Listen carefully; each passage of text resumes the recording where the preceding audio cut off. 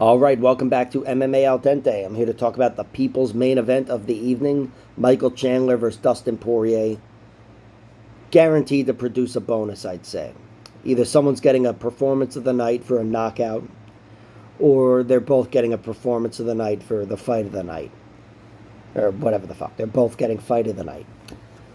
Chandler is the harder puncher. He's the harder striker overall. I guess that front kick from hell that he had knocked out Tony Ferguson with is probably harder than any strike either one of them could come up with. But yeah, Chandler's definitely got the power, but Dustin Poirier's got the better technique. Certainly with his hands, Poirier is the best boxer in the UFC. Don't quote me on that, but quote him on that. Uh, Michael Chandler, though, is no slouch. Certainly on the feet. He is built like a fucking Ninja Turtle, and he moves like one. Very athletic, very explosive, and again, he hits harder than probably anyone in the division. He's separated himself from the pack, no doubt about it. Michael Chandler's a problem for anyone, certainly in round one, could knock him out. But overall, I question really Chandler's durability. I've had questions about Poirier's in the past. He's got those two knockout losses to Michael Johnson and Conor McGregor, but he's held up largely overall. Michael Chandler, on the other hand, not that he's been knocked out left and right, but he was knocked out by Charles Oliveira. He was knocked down by Tony Ferguson. He was knocked out by Patricio Pitbull. He was knocked silly by Will Brooks. I don't completely trust his chin. And I do think Dustin Poirier absolutely hits hard and definitely has the overall striking prowess to take him out.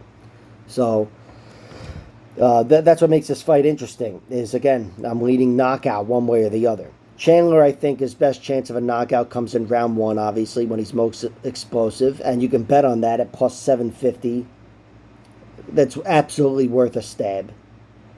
But Poirier winning via round two and round three knockout, I think, is more likely because, again, assuming he survives and he's able to handle Michael Chandler in round one, which is a pretty tall order, I don't know if Chandler can survive 15 minutes from Poirier, especially in a losing effort, which not to say he's going to lose, but, he's favored to anyway. But if Poirier is winning, I just see him hitting too hard too often, and he's too long and too good. I think Chandler goes down if he's on the losing end of any fight. I really have a hard time seeing him lose a decision here. Of course, I think I said the same exact thing when he fought Justin Gaethje, and look how that fight went.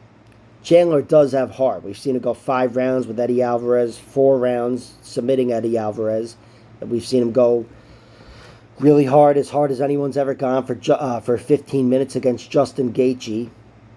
And when his chin doesn't fail him, his heart is there for him. He's fighting and scratching and clawing for a victory.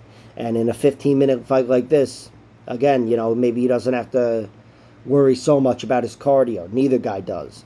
But I think Chandler's the guy that would have to be more concerned, despite him being a finely tuned athlete and all that. Again, he's built like a fucking Ninja Turtle.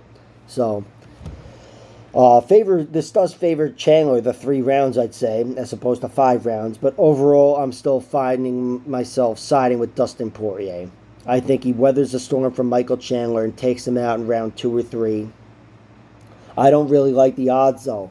The odds for knockout round 2 is plus 500. For knockout in round 3 is plus 1,200. That's a little nicer, but I'd be more inclined to say he gets it done in round 2. Anyway. But regardless, my only real bet that I've played is Michael Chandler by knockout round 1, plus 750. I sprinkled something on that. I don't really like the money line for Dustin Poirier, minus 230. The over-under is set at 1.5 rounds, which, under 1.5 rounds is plus 110. There's something there, I suppose, because it covers, I'd say, the majority of Chandler's path to victory and a good chunk of Poirier's, but still not worth it at those odds. So I've stayed away from this one pretty much. But my pick is Dustin Poirier via knockout. I'll go round 2. And my only bet is Chandler via knockout round 1, plus 750. I just think in any Michael Chandler fight, that's worth it. And of course, Poirier was knocked out twice by Michael Johnson and Conor McGregor, and it was both in round one. They were both in round one. I know they were straight punches and whatever, yeah, but it was a knockout round one both times. So against Michael Chandler, it's worth a stab. All right, thank you for tuning in. Like, share, subscribe, and comment below. All right.